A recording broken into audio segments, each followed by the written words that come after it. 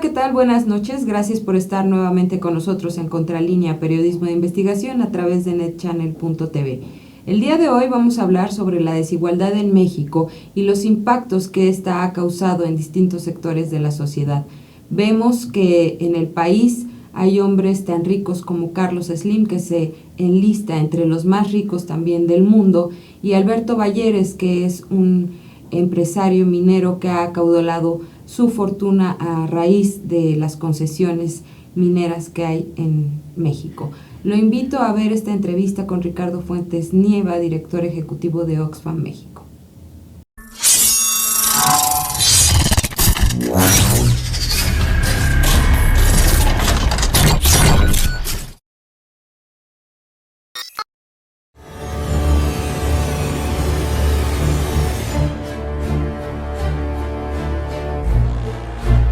Bueno, el tema que nos trae y que ustedes han estado trabajando desde 2010 es el tema de la desigualdad. En el país existe una brecha muy amplia entre el sector más favorecido económicamente hablando y los más desprotegidos. También me gustaría que nos comentaras cuáles han sido las observaciones que ustedes tienen después de 6 años de análisis, de investigación, de trabajo. Sí, bueno, lo que nosotros vemos es que México es uno de los países más desiguales del mundo. Está entre, si uno ordena a los países entre de más desigual a menos desigual, México está en el 25% más alto de los más desiguales.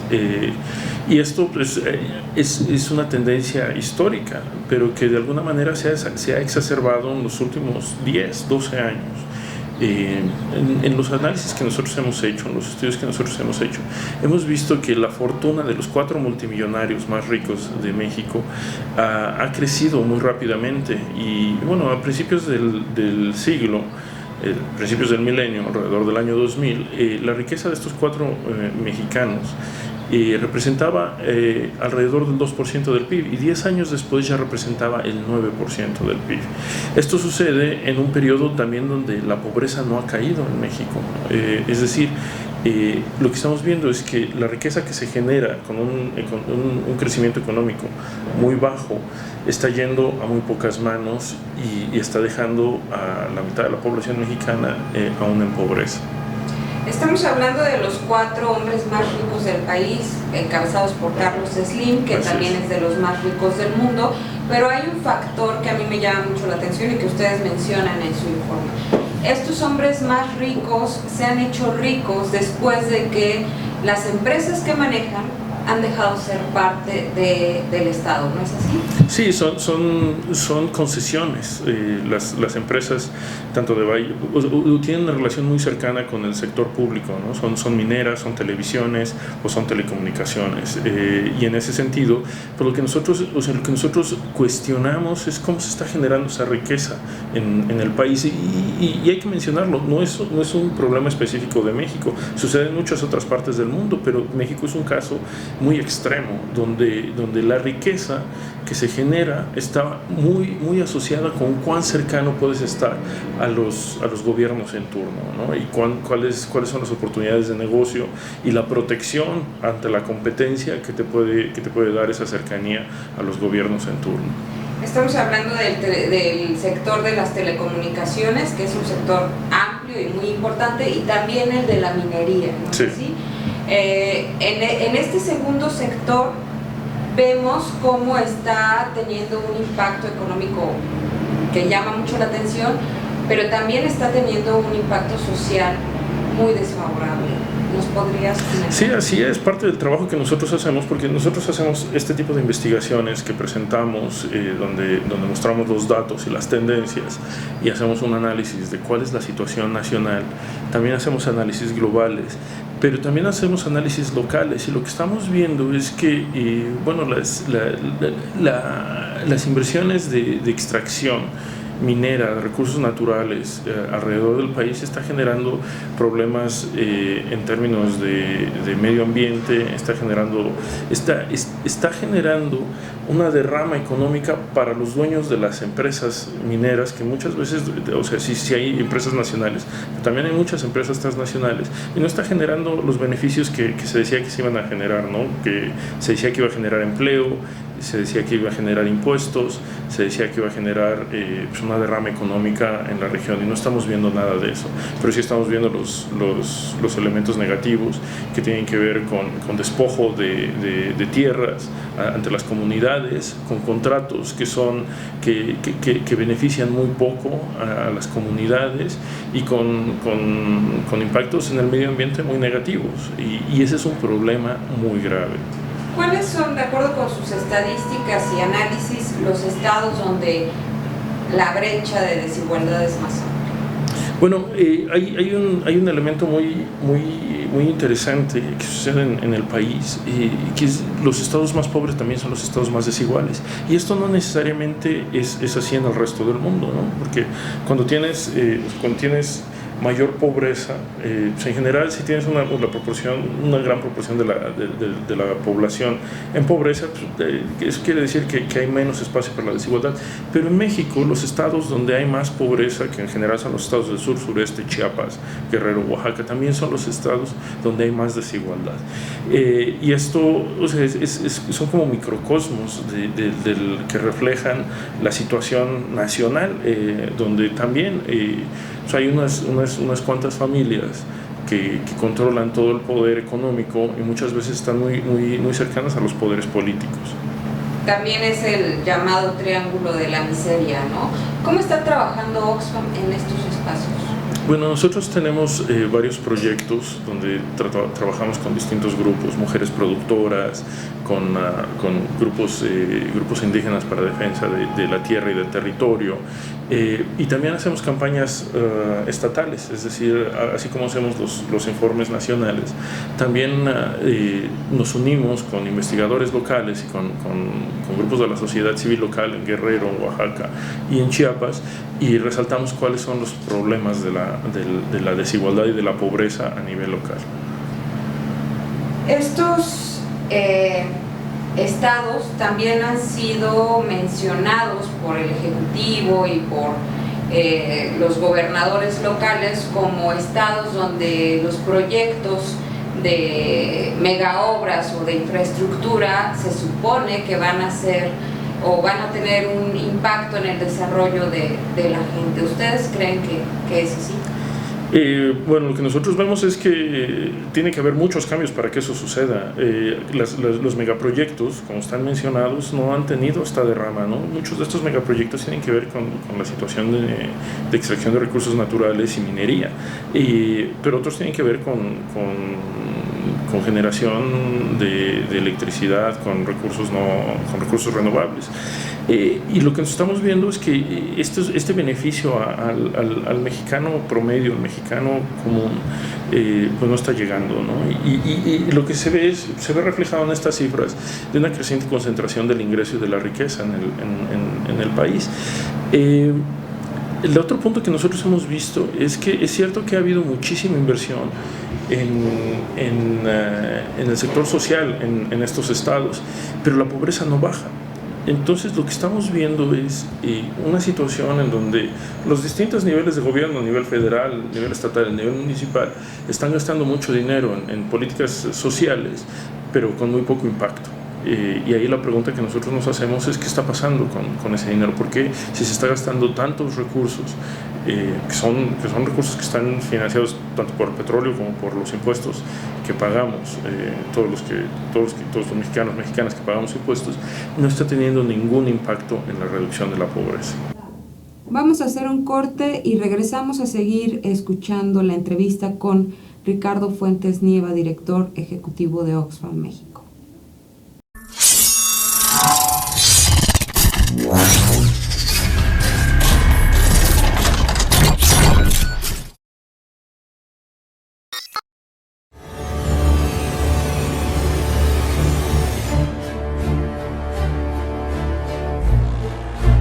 Muy interesante lo que nos dice el director ejecutivo de Oxfam México, que ya tiene un año trabajando sobre el tema de desigualdad en el país y el análisis que nos presenta. Vamos a seguir escuchando esta entrevista, viendo lo que nos aporta, y lo invito a que nos haga sus comentarios a info@contralinea.com.mx.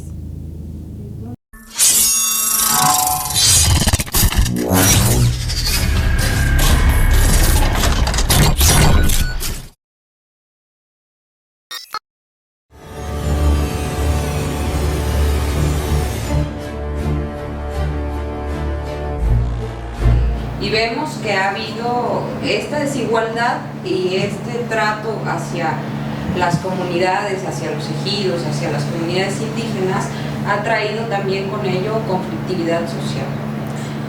¿Cuál es la evaluación de Oxfam? Sí, bueno, esa evaluación es más difícil de hacer de manera sistemática, justo porque es muy difícil recolectar datos, pero lo que estamos viendo es que hay un descontento nacional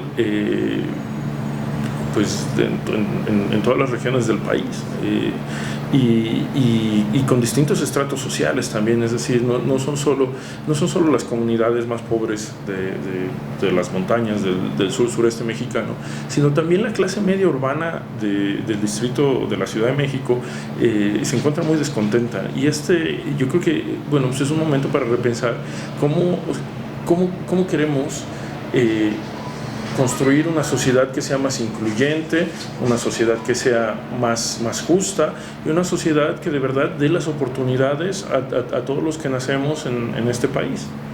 Claro, el tema de desigualdad vinculado a la corrupción, ¿cuál es el análisis? Nosotros estamos empezando a hacer los estudios ya más sistemáticos sobre la vinculación entre la desigualdad y la corrupción, pero lo que nosotros hemos visto a nivel global es que la gran concentración de recursos económicos en manos de unos pocos se transforma en instituciones que benefician a unos pocos. Es lo que nosotros llamamos captura política. Y la captura política depende de esta concentración de recursos, porque es lo que permite financiar ya sea las campañas o las, digamos, las telebancadas, por ejemplo, ¿no? Todo esto. Y lo que nosotros hemos visto es que en casos como en México y en otros países de Latinoamérica, la corrupción es un caso extremo de esta captura de las instituciones, donde la corrupción es, esta corrupción mayor, donde lo que estamos viendo es muchos gobernadores modificando las leyes a su favor, con todos los recursos económicos que han generado a través del saqueo de las arcas públicas. Es un caso extremo de esta captura política, es un caso extremo donde lo que vemos hay un círculo vicioso entre esta concentración de la riqueza en unas pocas manos y la capacidad de modificar las reglas, las leyes, las instituciones en favor de quienes tienen estos recursos. Ricardo, el tema de las reformas estructurales, todo va vinculado, ¿no? Este deslinde de las paraestatales con los estados, la corrupción que hay en ellas, y luego vienen las reformas estructurales con el argumento de también atraer mayor inversión al país, generar mayor desarrollo y mayor transparencia. Las reformas estructurales van a traer a México que la desigualdad se haga más, se reduzca. Pues no lo sé, pero la pregunta que nos debemos hacer, yo creo, es no si México necesita reformas estructurales o no, porque sí las necesitamos. La pregunta es cómo se van a desarrollar, y sobre todo cómo se van a implementar. ¿Quién va a rendir cuentas sobre los resultados de esas reformas? Uno de los grandes problemas de México es la ruptura entre una relación entre el ciudadano y los gobernantes. Y es algo que tenemos que empezar a entender más como sociedad. Los gobernantes trabajan para nosotros. Nosotros como ciudadanos, al pagar nuestros impuestos, pagamos el salario de todos aquellos que están en una posición pública de poder: gobierno federal, Congreso, gobiernos estatales, congresos estatales, municipios. Todos ellos son servidores públicos, el nombre lo dice, y deben de servir. Y creo que de alguna manera en la implementación de las leyes, incluso las reformas estructurales, lo que falla muy frecuentemente en este país es el hecho de que aquellos que están implementando las reformas, que están en posiciones de poder y de servicio público, no rinden cuentas a los ciudadanos. Y lo estamos viendo, por ejemplo, con el Sistema Nacional Anticorrupción, ¿no? donde hay mucho rechazo, reticencia a publicar pues, conflictos de interés, a publicar las relaciones y demás, que en cualquier otro país pues, es algo básico, ¿no? O sea, alguien que está en servicio en servicio público no está allí para beneficiarse a sí mismo o a sus familiares o a sus amigos o a las empresas con las que tiene contacto, está allí para el bien de la sociedad. Y esa es la gran pregunta. Y allí es donde nosotros como sociedad también tenemos la responsabilidad de estar monitoreando qué es lo que está pasando con estas reformas estructurales. Hagamos una pausa y seguimos con la entrevista a Ricardo Fuentes Nieva, director ejecutivo de Oxfam México.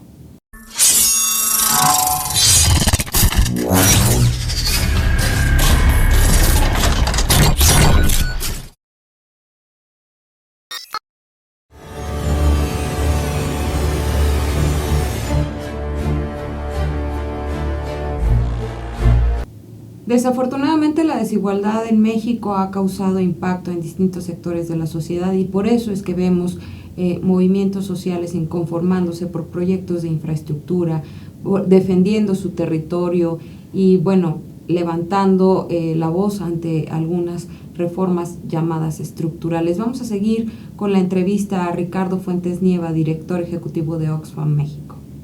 Ustedes como organización y después de haber trabajado por ya un sexenio prácticamente, el tema de la desigualdad, ¿han hecho propuestas, no sé, ante la Cámara, ante las cámaras, a nivel del Poder Ejecutivo? No, pero aún no, porque el tema de la desigualdad es algo que empezamos a trabajar hace un año apenas, a pesar de que Oxfam México lleva presencia en el país desde el 2010 como organización nacional. Pero el año pasado lanzamos una campaña, lanzamos un documento de análisis y estamos recuperando firmas, estamos recolectando firmas para poder presentar un plan de acción contra la desigualdad al Congreso de la Unión.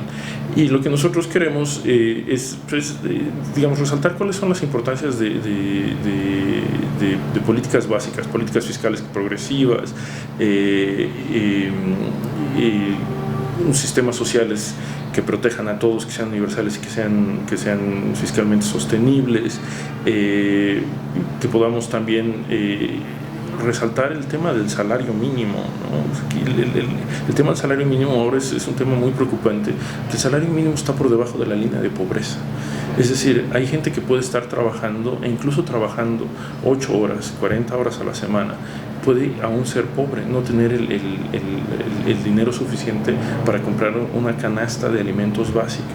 Entonces, bueno, tenemos una serie de políticas que vamos a presentar al Congreso cuando recolectemos las firmas suficientes, y ese es parte del trabajo que nosotros también hacemos, ¿no? O sea, también hacemos el trabajo de cabildeo, hacemos trabajo de incidencia, estamos en conversación con distintos congresistas del país, distintos partidos. Nosotros somos una organización completamente apartidista, pero sí somos una organización que dentro de nuestra misión, nuestra visión está la lucha contra la desigualdad, la injusticia y buscar que las políticas públicas beneficien a toda la sociedad, pero en especial a los más pobres.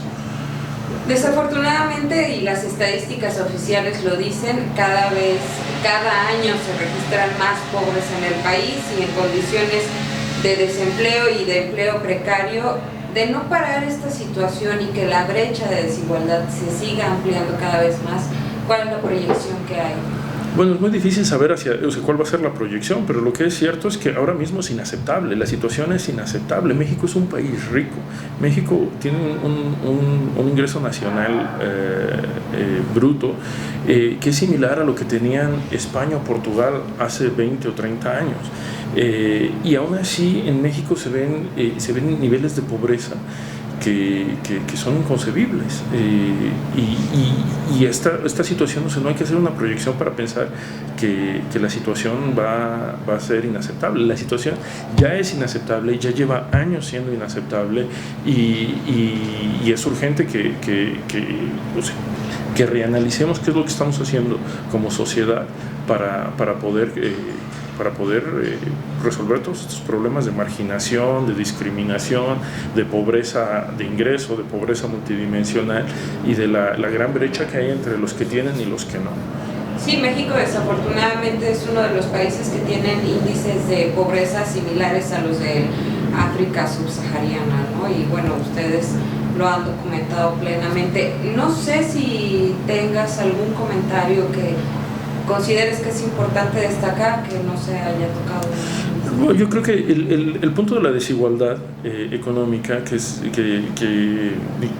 de alguna manera ha resonado muchísimo con la sociedad mexicana, pues nos da una oportunidad de hablar de estos temas que no existía antes. Pero es muy importante entender que la desigualdad económica importa no porque nosotros estemos en contra de los ricos, sino porque las relaciones de poder y las estructuras institucionales y de toma de decisiones que se generan a través de esta desigualdad son muy injustas, son ineficientes y reproducen esta marginación y esta falta de oportunidades que es completamente inaceptable. Es decir, lo que a nosotros nos preocupa son las estructuras políticas, sociales, incluso culturales, que son un resultado, pero que también reproducen esta gran concentración de la riqueza y del ingreso. Fíjate que en Contralínea lo que también va de la mano el análisis que ustedes tienen con el periodístico que tenemos nosotros. A nosotros también nos preocupa los efectos que se están dando, ¿no? O sea, esto que los movimientos sociales están saliendo a las calles para exigir que no haya despojo de sus territorios, para exigir que se respete el sistema educativo, para exigir, en fin, un sinfín de demandas que ya hay en la población y que cada vez que vemos que hay más descontento social y que nos preocupa pensar hasta dónde pudieran llegar. Sí, bueno, o sea, el rol del Estado, ¿no? Que incluye el gobierno federal, pero que también incluye todas las instituciones que están fuera de la responsabilidad directa del gobierno federal, es un mecanismo para evitar este conflicto social a través de la inclusión de todos los ciudadanos. El tema que nosotros, por tener un acta de nacimiento mexicana, somos agentes de derechos, tenemos ciertos derechos que están garantizados tanto por la Constitución como por muchos otros documentos, y muchos de estos derechos no están siendo cumplidos en este esquema tan grande de desigualdad, tan preocupante, y de estructuras de poder que son muy injustas. Pues Ricardo, te agradezco mucho que nos hayas recibido en las oficinas de Oxfam, y bueno, pues estaremos muy al pendiente de los informes que ustedes están presentando y del trabajo que están haciendo. No, muchísimas gracias. Muchísimas gracias. Gracias por haber estado nuevamente con nosotros en Contralínea Periodismo de Investigación. Agradecemos sus comentarios a info@contralinea.com.mx y también agradecemos su permanencia a lo largo de este año. Seguimos trabajando para usted. Hasta luego.